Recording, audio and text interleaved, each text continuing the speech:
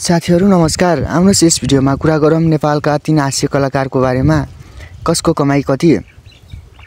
Number 3 मा रहेका छन् हरिश निरौला कक्रोच। विषम 2045 माघ 14 गते जन्म लिनु भएका हरिश निरौला हाल 36 वर्ष पुग्नु भएको छ। उनको जन्म सोलुखुम्बुको नेवार बतास गाउँमा भएको थियो।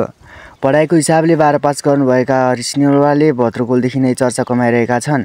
बाबु टिकाराम निरौला र आमा रुकादेवी निरौलाका छोरा हरिश निरौला हाल काठमाडौँमा बसोबास गर्दै आइरहेका छन्। उनको मासिक कमाई 60 देखि 80 हजार सम्म रहेको खुलेको छ।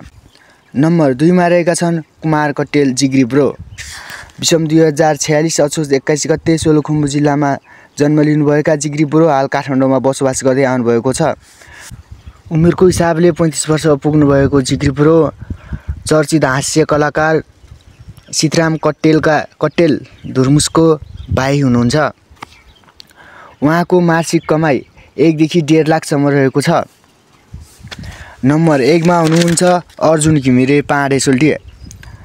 विषम 2043 असोज 9 गते नुवाकोटको ओकपौवा भन्ने गाउँमा जन्म लिनु भएको पाँडे हाल 37 वर्ष पुग्नु भएको छ।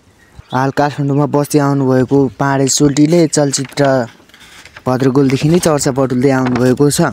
उहाँको मासिक कमाई 1 देखि 1.5 लाख सम्म रहेको छ। साथीहरु भिडियो कस्तो लाग्यो कमेन्ट गर्न नबिर्सिनु होला। साथै यस्तै अरु भिडियो चाहनुहुन्छ भने च्यानललाई सब्स्क्राइब पनि गरिदिनु होला।